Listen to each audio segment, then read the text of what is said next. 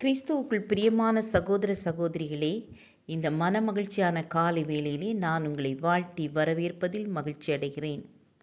இன்றைய தினம் நாம் தியானிப்பதற்காக தெரிந்து கொண்ட வேத வசனம் மத்தேயு எழுதின சுவிசேஷம் 18ஆம் அதிகாரம் 3ஆம் வசனம். நீங்கள் மனம் திரும்பி பிள்ளைகளைப் போல் ஆகாவிட்டால் பரலோக ராஜ்யத்தில் பிரவேசிக்க மாட்டீர்கள் என்று மெய்யாகவே உங்களுக்கு சொல்லுகிறேன். போதகர் ரிச்சர்ட் உம்ப்ராண்ட் ஊழியத்திற்காக ஒரு முறை ஆஸ்திரேலியா சென்றிருந்தார்.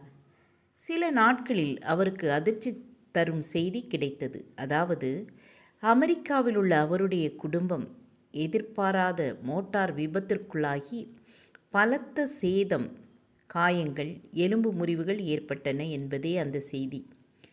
அப்படி பாதிக்கப்பட்டவர்களுள் அவரது பேர குழந்தையான சிறுமியும் ஒருவள்.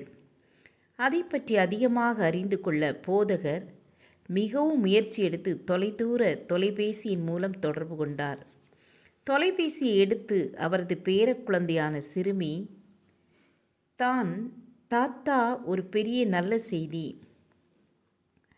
கர்த்தருக்கு ஸ்தோத்திரம் செய்யுங்கள். கர்த்தர் எனக்கு ஒரு அழகான பூனைக்குட்டியை தந்தார்.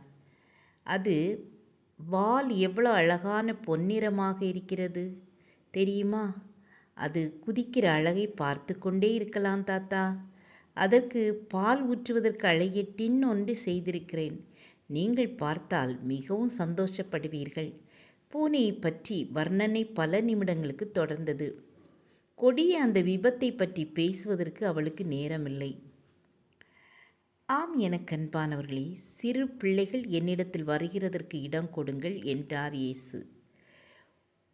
உள்ளங்களின் காயங்களை கர்த்தரிடத்தில் ஒப்பு கொடுத்துவிட்டு தேவ சமூகத்தில் மகிழ்ந்து களிகூறும் குழந்தைகளின் உள்ளம் உருவாக இடங்கொடுங்கள்.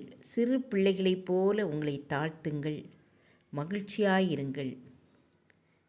ஜெபம் செய்வோமா? எங்களை நேசிக்கிறதான அன்பின் பிதாவே, நாங்கள் ஒவ்வொருவரும் சிறு பிள்ளைகளைப் போல மாற எங்களுக்கு கிருபை தாருங்க. இயேசுவின் நாமத்தில் பிதாவே, ஆமேன், ஆமேன். God bless you.